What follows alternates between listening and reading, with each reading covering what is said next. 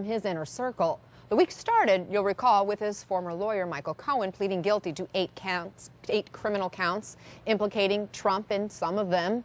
Now, a source says federal prosecutors granted immunity to Allen Weisselberg in the case against Cohen. Weisselberg is the chief financial officer of the Trump Organization, and he becomes the third known high-level Trump ally to work with federal investigators. He joins Cohen and David Pecker, the head of the company that publishes the National Enquirer, who reportedly was granted immunity as well. Pecker and Weisselberg were both mentioned in that secret recording Cohen made as he talked to Trump weeks before the 2016 election. They were discussing setting up an account to pay off a Playboy model who alleged an affair with Trump. The hush money was one of the campaign finance crimes Cohen pleaded guilty to on Tuesday. I need to open up a company for the transfer of all of that info regarding our friend David, so that I'm going to do that right away. I've actually come up and I've spoken to Allen Weisselberg about how to set the whole thing up with funding. Yes, and it's all the stuff, because you never know where that company, you never know where he's going to be. Correct. Let me turn now to CNN's Kara Scannell. And Kara, you've been all over this story this week. What do we know about what Weisselberg has told federal prosecutors? Well, Anna, sources tell myself and Evan Perez that the U.S. Attorney's Office in Manhattan, which has been investigating Michael Cohen, granted Allen Weisselberg immunity, and that Weisselberg went in and spoke with investigators several weeks ago, that during that interview, they asked him questions about Michael Cohen and payments that the Trump Organization made to Cohen. Of course, one of those was to reimburse Cohen for the payments he made to Stormy Daniels. And we're also told that Weisselberg has not been called back, which suggests that perhaps this is very limited and does not expand into a greater investigation into the Trump Organization. But we just don't know that entirely yet. But Weisselberg is one of the most senior people at the Trump Organization. He's worked there for decades. He's very close. When Donald Trump became president, Weisselberg was one of the people, aside from his sons, who was put in charge of the company. And we spoke to a former employee of the Trump Organization who described Weisselberg as critical in the money trail. He said that Allen knows where the financial bodies are buried. Allen knows every deal. He knows every dealership. He knows every sale, anything and everything that's been done. He knows every membership, anything you can think of. So he's just, like you said, a very critical, longtime ally of Donald Trump's. He is yet another person to cooperate with the U.S. Attorney's Office investigating Michael Cohen. And it's another new revelation this week in a week of a lot of revelations, Anna. No doubt about it. Kara Scannell, thank you for that reporting. It was just yesterday that the president made this comment on cooperating witnesses, flippers, as he called them. People make up stories. This whole thing about flipping, they call it. I know all about flipping. For 30, 40 years, I've been watching flippers. Everything's wonderful, and then they get 10 years in jail, and they flip on whoever the next highest one is, or as high as you can go. It almost ought to be outlawed. It's not fair. Joining us for more perspective on all of this, Tristan Snell, former Assistant Attorney General of New York State, and former Trump Organization executive Barbara Rez, who worked for Trump for nearly 18 years. She wrote the book All Alone on the 68th Floor, How One Woman Changed the Face of Construction. Welcome to both of you. Barbara, I want to start with you because of your personal knowledge of this family and this organization. What can you tell us about Weisselberg and his involvement, his depth of knowledge of the Trump Organization? It's a very interesting question because Weisselberg served in several roles. And when I was there, he actually was in charge of accounting and financing for the Brooklyn development, which was a whole bunch of apartment buildings. And I left Trump, and when I came back, I think it was when I came back that he was installed as executive vice president in Trump's office in Manhattan, in Trump Tower. And he had a staff there, and again, he was doing all the accounting functions, paying bills, things like that. At the time, I did not think, although he was an executive vice president like myself, I didn't think that he was so much in the inner circle with Donald.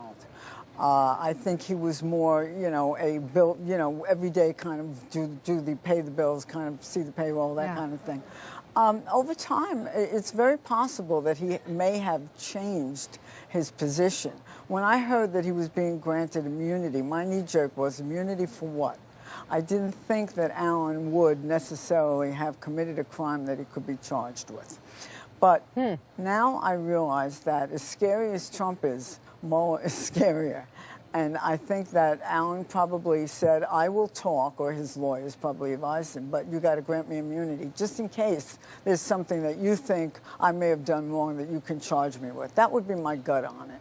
Okay, what do you think is Trump thinking right now? About Allen, he's probably, he may have known it since it happened a while ago, but as far as what he's thinking about these people turning on him, I think he's probably extremely angry, very, very angry, and maybe a little surprised, although I don't think he should be surprised. Right, because as you point out, this has been building as part of not only the Mueller probe, but as we've learned more and more about Cohen being under investigation in the Southern District of New York. So, Tristan, let me ask you, when we talk about this individual being granted immunity, and now we know his specific involvement in the Trump organization and directly tied to the financial side of the organization, Tristan, what information would be useful to investigators? I mean, the thing is that Weisselberg did, in fact, know where every nickel came in. He knows where every nickel went out. He was actually involved with making business decisions regarding different wings of the Trump organization. Anything that they were doing, he would know exactly where those payments were made. So, you know, I think with regard to the Stormy Daniels affair and those items, if he was in fact the one who set up the payments to those folks, as Michael Cohen's tape suggests that he did, you know, obviously he may be able to have information or corroborate additional evidence or corroborate the evidence that the prosecutors already have on that front. I think the real question is, what could he know potentially regarding the Trump campaign? Was he involved with any payments that might have gone through the Trump organization and then either gone to Trump's personal bank account or to the presidential campaign? And I mean, that's where this really starts to turn into an even bigger question. And so I wonder, because our reporting is that he was offered immunity specifically for the Cohen investigation, but given immunity is pretty big, would prosecutors have offered that just to prosecute Michael Cohen?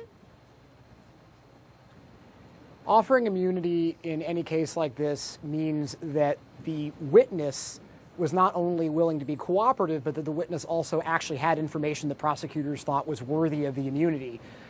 So we don't know exactly what it is that he knows that he said he would be willing to work on with prosecutors, but it's possible that that we could think that maybe there's something larger here than just the issues surrounding Michael Cohen and the Stormy Daniels payment.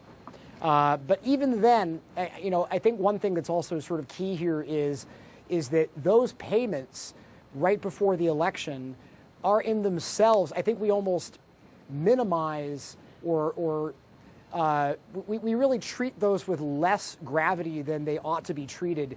If the Russia probe with Mueller didn't exist, this would itself be something that we would be thinking is very legally and politically important.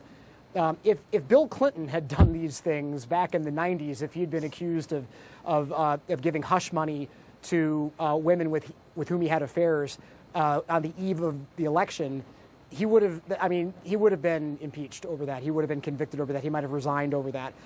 It would have dwarfed what actually ended up happening in that. Because of the Russia probe, this almost looks like a sideshow, but itself, I mean, this actually could have arguably influenced the 2016 election. If those affairs had come out in October of 2016, there's an excellent chance that Trump wouldn't have been elected.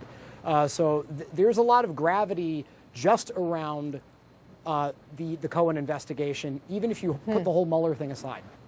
Barbara, you point out Weisselberg has been with the Trump organization for a really long time. Yes. We know how much President Trump, then candidate Trump, then private Trump, at the top of the organization, how much he prizes loyalty. Absolutely. So that speaks to Weisselberg's loyalty, I suppose, the fact that he's been with them for so long. But is this now proof that loyalty only runs so deep? I think that loyalty is something we should all think about what it means. And you're loyal to a person for many reasons, but not for reasons that have to do with, work or anything that is illegal or even immoral, even unethical.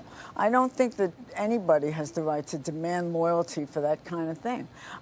Certainly loyalty in terms of working together, doing the right thing, keeping secrets when they needed to be kept, being there, running the business properly. Those are the kinds of things I think loyalty should be about, not about not turning in someone that did something wrong. But again, in this case, I don't think that Alan necessarily is in that role. I think it's more that he knows where money went and where it came from. And also, he may know something about whether or not there's Russian money involved in any of this, and that may be of interest to the investigation. We do know the Trump Organization was subpoenaed for some specific documents, and we had reported back in March that it had to do specific with Russian business contacts. Thank you both for joining us, Barbara and Tristan.